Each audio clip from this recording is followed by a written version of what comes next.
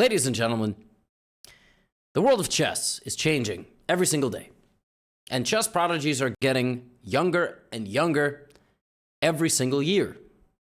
And right now, in 2024, perhaps the youngest chess prodigy and the most well-known one is Faustino Oro, a 10-year-old boy who is from Argentina. He is being called the Lionel Messi of chess, which is a very small amount of pressure to put on the shoulders of a child. Faustino has defeated Hikaru Nakamura, he's defeated Magnus Carlsen, and yesterday, not only has he defeated him, let's say, in the past, he outperformed them over 11 rounds and tied for second place. He had as much as the second place finisher in the TitleTuesdayChess.com tournament, a tournament with a minefield of grandmasters. He's an FM. This list does not even have a single IM on it. Crazy. And I'm going to show you some of his best games. And perhaps most impressively, I know he's defeated Magnus, he's defeated Hikaru. He outperformed them in a tournament. You saw on that list, right? 8th and 9th. Perhaps more impressively than that, Faustino has defeated me, including in his run yesterday. He beat me. Then he beat Grandmaster Korobov, Grandmaster Liquang Liem, and Grandmaster SL Narayanan. And all these players, look at their ratings, dude. 30-21, 30-41, and 30-55. I mean, you have got to be kidding me. These are ridiculous ratings. Ridiculous ratings. But first, let me show you how I lost to a 10-year-old child. Not only have I lost to him, I've lost to him 4 times. I am 1-4 against him, with a draw, mind you. Now, I had no idea I was playing him yesterday, because what I've been doing, I've actually been using this cool Chrome extension I extended. Chrome extension I extended. I mean, oh my God, I am such an idiot. Which hides who I'm playing. So I didn't know who I was playing. And you know, my opponent played Knight f3, and Faustino and I have had a lot of battles against each other. I played the Queen's Gambit accepted, and he played in a very principled way. He played Knight c3, and he kind of developed his pieces like this, very normal. And here, I actually lost the game, but neither one of us really saw it or kind of understood the concept. But basically, he's trying to play this move d5, right? And Faustino's playing, and that is the best move here, by the way, just completely ignoring the attack on this bishop, which is, I mean, that's a little hard to spot. I should have just went there with a solid position. He didn't see it either, so he took and did this, right? And so now I took on d5, and I saw this knight, and I was thinking, okay, well, I gotta find a way to consolidate. I'm under some pressure. I gotta find a way to consolidate. This is not really a threat. This is not really a threat. And so I thought, you know, I gotta obviously be a little careful. I should have just went Knight c6. I should have just stayed put, but I didn't really know what to do after Knight c6. Well, the idea is I can go Rook e8. I can't go Rook e8 now because he takes my bishop, and I can't take with the queen. But I should have enabled that by moving my knight to c6. And I didn't, and Faustino just immediately won my queen. So I'm just a queen down. And it got much worse than that, because then he went here, and I went here, and then he found this move Knight e5. So he's threatening f7. I can't take because of this. I thought about resigning here. Then I went Knight c6, and then he got a totally dominating position against me. But suddenly I started defending myself. And what's funny is he should have put the bishop on b3, because then he has this, and I can't really stop him from checkmating me. Like, if I play Knight e5, he plays Rook c7 and Queen g8, and there is no back rank checkmate.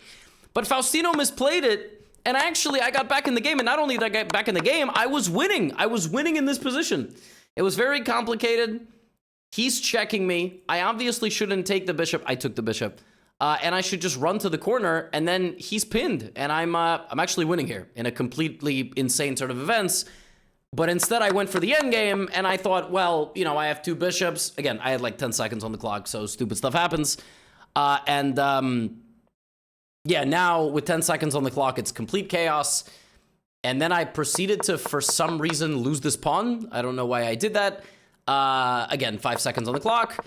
Faustino's very, very fast, very, very good. We shuffled and played and played and played, and he kind of put pressure on me, and it's still a draw, it's still a draw, it's still a draw, but white is playing for win. It's still a draw, but it's very tricky because he has that f-pawn, and it's still a Dow, it's losing. And he went, and he promoted. And he had 2 seconds on the clock. So he's very good under low time. I have had the unfortunate reality of getting defeated by this 10-year-old. This is like very, very humbling stuff. Like you think you're good at chess and then you just meet like a 5-year-old who's better than you. Not in my case. In my case, I lose to 10-year-olds, not 5-year-olds. But again, I can't even really be that mad considering this dude finished better than Magnus and Hikaru.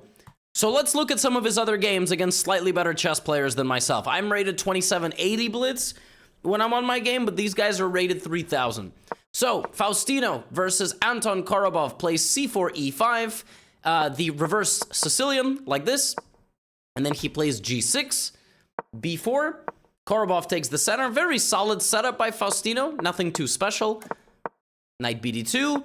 And at some point, the sides kind of start clashing, right? Faustino is trying to fight back over here. Now, from the opening, his more experienced opponent with the white pieces just gets a very pleasant position. But he doesn't capitalize with this move c5. Instead, he plays e4 and then c5. And yeah, I mean, Faustino is under a lot of pressure. He is getting positionally squeezed here. This is a very bad position for Black. Black is going to lose his center pawn, have doubled c-pawns. I mean, it's very, very unpleasant. But what Faustino does is he doesn't just dominate games from start to finish because he's 10. He can't do that just yet. He fights. He's a fighter, and he also plays pretty fast. So knight d7, right? They trade. Knight goes to b3, targeting the pawn on c5. Faustino says, no, I'm going to protect this pawn. But rook c1, I mean, he's just going to lose it. So he loses it on his terms. He loses it by playing c4, which is the best move. Now white takes, and white's pawns get split, and now black tries to create a blockade. Queen c3 check, king to g8. Now the simplest thing here is probably to trade and keep playing, but okay, Korobov plays queen here, queen b3, queen c5. I mean, white is just completely still up a pawn. Now again, the best move from Faustino, queen b4. Like, identifying that the queen trade is the best move is very tough. And basically, black just wants a pass pawn. And black just wants a pass pawn that he can protect. He can play c5, knight c6, and then the game goes on. And it doesn't really matter that you're a pawn down. Queen b4 is a very high-level move, very patient move from the young man. Queen goes to g5. Now, a very nice defensive idea, activating the knight. You can't take it. But it's actually the best move. And now Korobov plays this. And Korobov is just literally moments away from winning. Queen h6, knight g5, game is over. But Faustino's like, I'm not scared. Queen f8. My queen will always come back to stop checkmate.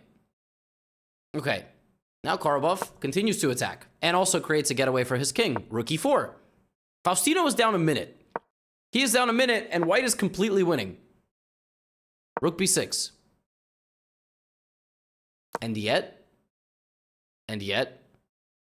white should have went c5. Protecting and attacking and getting the pawn out of the way. And Faustino's like, wait a minute. He just gave me the pawn back. Uh-oh. Now suddenly, in 2 moves, Korobov lost all his time. So now the position is back to equal. Rook e2. Now anything can happen. I mean, it looks like black is still worse, but black is no longer a pawn down. But Faustino has 8 seconds. But Korobov has 16 seconds. And look at bishop f3. Removing the defender of the rook. Rook e6, and out of nowhere, Faustino is a pawn up. What just happened? King g2. Rook f5, kicking out the queen. Now king g7, getting off the back rank. And now it's chaos. Just like my game against him, it's complete chaos, but he's young. He's tactically sharp. He thrives in chaos, and suddenly Korobov is going to lose all his pawns, and he does lose all his pawns. He gives a check, king h6. Even though Faustino has 5 seconds on the clock, he's still finding the best moves, and he's just up 3 pawns now.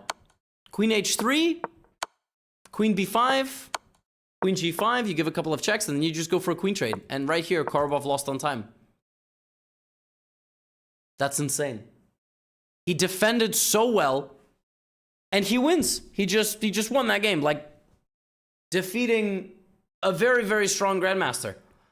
Then he played Liquang Liam, who is a World Blitz champion. I think in like 2015 or something. Liam straight up won the World Chess Championship of Blitz, which is crazy. Now, this one, Faustino plays in Italian. Knight f6. This is some sort of mainline Italian position. Nothing is particularly impressive yet, but the time advantage is apparent as Faustino is up 30 seconds. Like, obviously he knows the opening pretty well. He's playing it pretty quickly. And yeah, it helps to be 10 because you have a really good memory. So, knight goes to g6. Okay? Bishop back to d3. And now Liam begins putting the knight in front of Faustino's king. Plays knight h5, puts the knight on f4. Visually, the position looks very nice for black, okay? Black is putting a lot of pressure on the king side. If black could get like 2 moves, you know, obviously you can't, but that's what you're trying to accomplish. And the bishop is very strong, but the position is very much balanced. So now bishop c2, getting out of the way. Pawn takes d4, pawn takes d4, and the center locks like this. Now, I guess Liam is relying on the move c5. If he's not relying on the move c5, I'm not exactly sure what he's relying on. Like, definitely the best move here for black is c5. But Liam plays f6. And we have knight to g3. All right, Liam is trying to open up the f-file and also trying to open up things for the bishop. Pawn takes. Faustino takes with the knight. The best move here for black is to play queen f6. We have knight e5. And suddenly after rook e5, Faustino has a winning position against Liam, which is crazy. But it's a little bit difficult to handle. Queen d7 is here, and your advantage is felt here with the move rook a3. If you play rook a3 and bring the rook into the game like that, you have a plus 2.5 advantage with white. Why? You have a lot of activity. Your pieces point at your opponent's king, and this bishop is out of the game. That bishop never reemerged because black never played the move c5. So Liam didn't play that move. Faustino doesn't do that. He plays bishop e3, queen d2, after which he still enjoys a pleasant position, but this move gives it away. That is not what he should have done. Instead, he should have played knight to h5, knight takes e5, taken on f6, taken on e5, traded like this, and then targeted these pawns. And this is the way the engine gives white the advantage. Faustino doesn't find that. He puts the rook there, and he's no longer better. Not only is he no longer better, it very quickly spins completely out of control because Liam plays this move. And suddenly it becomes abundantly clear Liam is going to go here. And that is when things are going to get really unpleasant for white because the knight is going to come to f4. So for example, bishop to b8.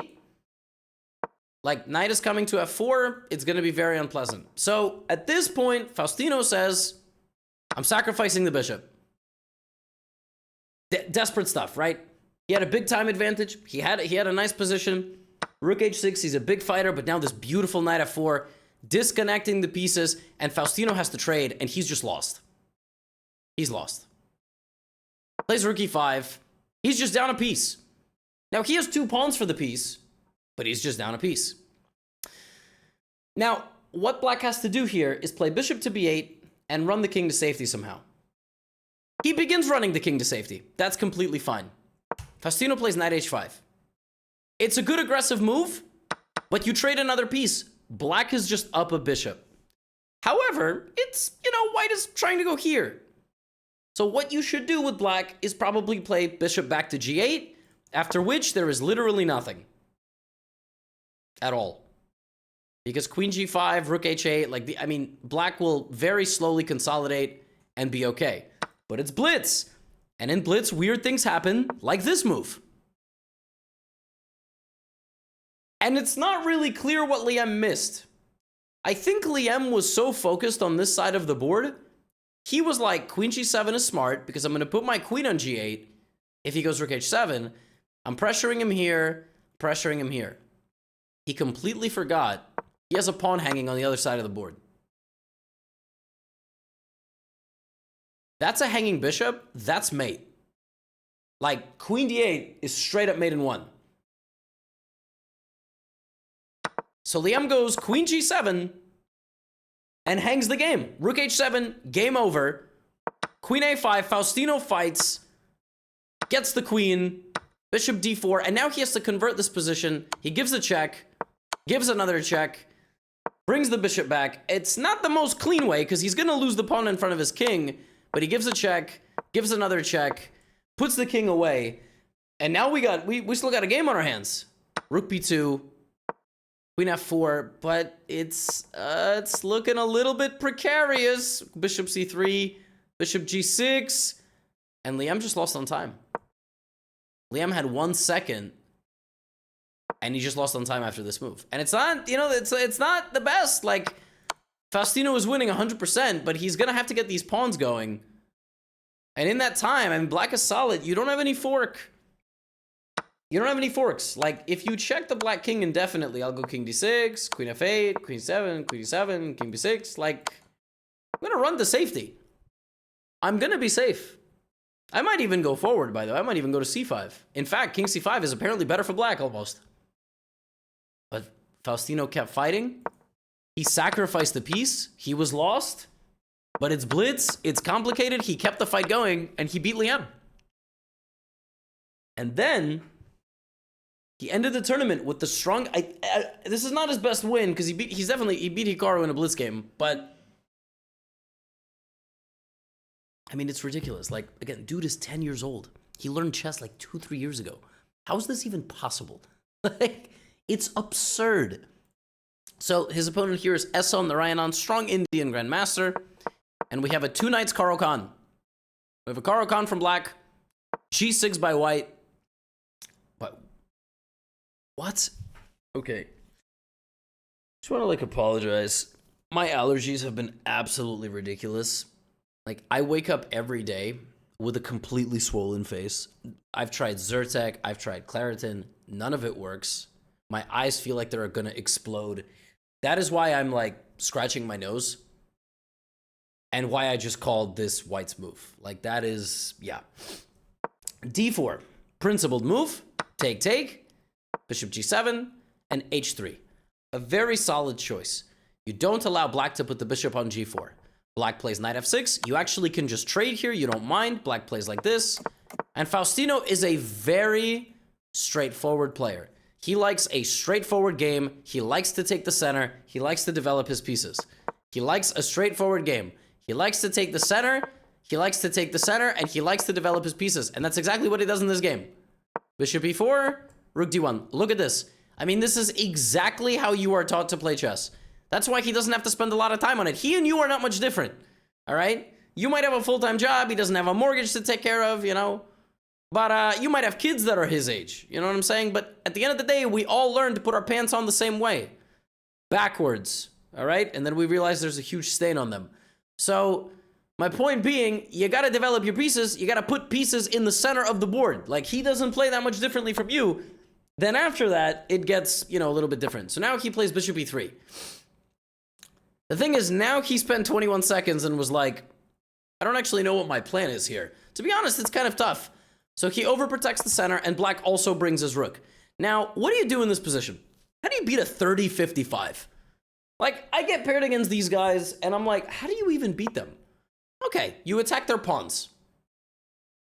Okay, they protect their pawns. Now, what's funny is that here, this is a very tough move to defend against for black. The best move for black is to lose the pawn in the corner. And white can't even take it. Because after rook a8 here, rook b8 here, knight e6 is a queen trap. So, you can't do that. Right? So b6 here would have been a nice move, but he goes a6, and now Faustino has some dark squares to work with. So he plays knight d2, targeting the bishop. The bishop attacks his rook. Faustino attacks the bishop. Bishop goes here. Now knight b3, right? Very simple play. We are trying to beat the grandmaster on the dark squares. Rook b8. Best move here for white, a move that is a bit tough to spot, is g4. Because the light squared bishop actually can't really move anywhere. If it goes here, it gets hit with knight c5 and various f3s. f3 doesn't quite work because that bishop loses a protector, but knight c5 is very powerful. And if g4 bishop e6, yeah, the engine just says knight c5 and, like, keep improving. g4 is not a human move. It's also not a Faustino move. Like I said, he likes to keep things relatively straightforward. He likes to have a good plan. He plays chess like an old man. There's nothing wrong with that, but it's a very annoying style to play against. So he'll make improving moves. Like, he doesn't care. That was 1.3, this is 0.7. I'm improving the position of my bishop. Now black plays b6. Kicking out the queen, but still weaknesses. Queen a4. Now this is a smart move. This is why black is a GM. He trades off white's bishop because it's a better piece. Takes. Rook d1. So what I love about Faustino's chess, he thinks for a little bit. He doesn't overcomplicate things. He doesn't look at c5. He doesn't play knight d2. He spends 3.7 seconds just defending the pawn in the center. His style is so good for blitz because it's so straightforward and he doesn't do anything goofy. f5. Knight d2. 4 seconds spent on that move. Now the rook's gotta go. And now we put the knight back on f3. The knight did its job. Black weakened the position. Now we're looking at knight to e5. Now black plays b5. Now it's a moment white needs to spend some time. Do you take? Do you keep the tension? He takes. For the record, I would not have taken. I would have probably kept the tension. Like I said, straightforward playing style. He takes, and he continues to target this side of the board with his queen. The best move for black there was to probably take with the a pawn. I don't know why, but that's, and now the knight goes to d5. Now Faustino plays bishop g5. Knight to e5 is the top choice of the engine, trying to kind of open up the position. He goes here attacking the rook, and now he plays knight e5. Same kind of concept. Knight back to d3. This is on the way. Bishop d4 is not possible. I mean, it might be. Is it? Knight c5? Okay. Well, now Faustino's just a pawn down. Did he blunder the pawn on d4 when he went here? Like, what happened? Bishop d4, and okay, now he's a pawn down. He's pawn down, but apparently it's not that bad. It's not that bad. Black has 6 pawns, but look at black's pawns. 6 pawns, all on light squares, which means this guy is about to feast on stuff. Absolutely feast on stuff. The knight goes back to f6. Faustino plays rook d8. Finally, he's down a little bit on time. Rook d8, black spends a little bit of time. Should he block with something? Should he trade the rook? Should he just ignore and play king g7? He trades and blocks with the knight. Every single piece in black's position is on a light square. I mean, it's very funny looking, right? How is Faustino going to break through? Rook c8. It's no threat yet, but that's kind of the idea. Also very useful, white cannot get mated. Always make sure your king has a getaway. Queen to e4. Now, this is just a multi-purpose move, but the straight-up plan is also queen e1 and queen f2. Like, you just want to win a pawn. Meanwhile, white's plan is to put pressure on the black king. That's really the only thing that you can do. So the bishop goes back to d2. What I love is he spent 2 seconds on that move. You know how many people here, including myself, would freeze up at the thought of like not being able to break through and panic, and he spends 2 seconds and is like, I'm gonna bring the bishop there and then put the bishop there and then play a3. And then I'm gonna put all my stuff on dark squares, and that's the setup that we're going for. He doesn't need to think about it because he has a feel for it. He's not worried about queen b1. He's not worried about these pawns because of queen b2, he's still gonna go here, attack the queen, and he's threatening mate. Queen e2 is the only thing that you can do, and then maybe queen d4. Like, he has a feel for it. Black plays f4. f4 is a blunder, which is so ridiculous. f4 is a blunder because actually you can play f3. And this absurd-looking move attacks the queen, but there's no check because everything is covered. And now this is a target. You actually, with black, do not have a move that protects the knight on e8 and the pawn on f4. You don't. Let me explain. Because if you play queen e5, which is the only other way to protect both of these things, I go here, and suddenly you're in trouble. What you should have done here is you should have gone to e2, which it's tough to explain the difference of. So now you play king h2, and Faustino is winning. He is winning on the dark squares, which is not something, oh my God, these allergies are killing me. Which is that I've developed mucus just sitting here. You didn't have to know what's inside my nose, but you're watching my video, and this is just an out loud therapy session. Yo, my nose is itchy again. Oh my God. If there is an allergy spray company that wants to sponsor this channel, please save my life. It's ridiculous. I have seasonal allergies, and they are horrible. I can't even fathom what it's like to be allergic to nuts. Pause. Like, oh my God. h5. You know what Indian lad is allergic to? Protecting his dark squares, all right? Queen d7, but where's the breakthrough? Where's the breakthrough? Like, you still can't get in. Look at that. That's fancy. Okay. Oh, the idea is queen here, right? Yeah, but what if this? Well, as it turns out, you're supposed to put your queen on d8 and rook on b8. So in this position, rook b8 is the key idea. And actually, black doesn't have a move. Like if black plays king h7, now you go here. And if black goes back, now you play rook b7. And black doesn't have a move. And if this, you take it. And it's mate on h8 in the corner. So that's what Faustino, he had to find that, which is not really findable, which is why he did it this way and lost all his advantage.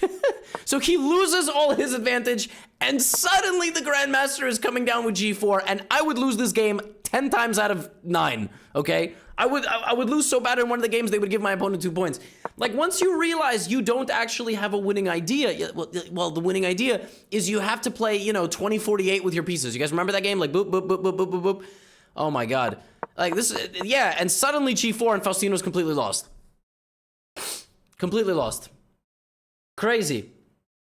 Wait, but Gotham, you said he won this game. Yeah, that's what I said. Because again, he's a fighter, and you win games at this level defensively as well. Pawn takes g4, pawn takes g4. This is mate. This is mate in a couple of moves. He goes here. g3 check. King up to h3. He's got to, otherwise he was mated on the back rank. King h3. How are you going to survive this position? Well, you're going to survive it by making it difficult for your opponent. And believe it or not, black is only winning here with one move, and that move is unfindable. It's not findable. It doesn't even make sense, the move. The winning move here for black is the move b4. Because if you take, you get off of this diagonal, and queen e5, queen h5 is checkmate. You see, black would have loved to get the queen to h5, but it's not possible. So you gotta go b4. That is the winning move. There's no square for the bishop. Rook e6, this is a check. Then you take on c3. b4. He doesn't find it. And now Faustino is back in business. And Faustino misses his chance because there was queen f8 there. He goes here. The best move now for black is to go to an endgame. But you don't always have the ego to go to an endgame against the 10-year-old child. You go here. And Faustino hits you with a tactic from the top rope. King h5, queen f7, king h6. And now we give a check. We give a check. We hang the game one last time. Knight to g5 check, blocks a check with a check, and straight up wins the game. And now white is winning. That is the move that he had to find, by the way, right here. He had to bring his king, the hero. The hero has to play king to g4. You could probably win with bishop f6 as well. But there is knight to g5, and, it's like a tricky queen endgame. He has to bring the king. He finds the idea, but a move late, and he's actually losing now because knight g5. And now he's winning. And some of these were absolute nail-biters. He also here misses mate in 1. Not that. This is mate in 1. He finds mate in whatever is going to be mate here, and, black goes down, and Faustino ends with 9. So he wins some crazy games. He beats Liam in a wild game where he was lost for a moment. He defended, he fought, and then Liam blundered under pressure. This game was bananas. Both opponents trading haymakers, and ultimately he comes out on top. This was a crazy game against Korobov, an incredible defensive effort. Like, he wins games defensively and offensively. He wins games when he's better from the opening. His opponent, like, in this game, he had to find a second life against me. He had to get, like, a whole new breath of air and then keep playing. He's really good on time. He's good defensively. He plays simple, straightforward, positional chess. He's like 3,000 on chess.com, and he just finished higher than Magnus and Hikaru with 9.5 out of 11 and tied for second place, and those guys only got 9. Would they beat him in head-to-head matches? Yeah. But Magnus is like the GOAT, and Hikaru is like number 1, number 2 on any given day in rapid and blitz chess and bullet chess. But this kid is 10 years old. It's absurd. That's all I have for you today. Get out of here.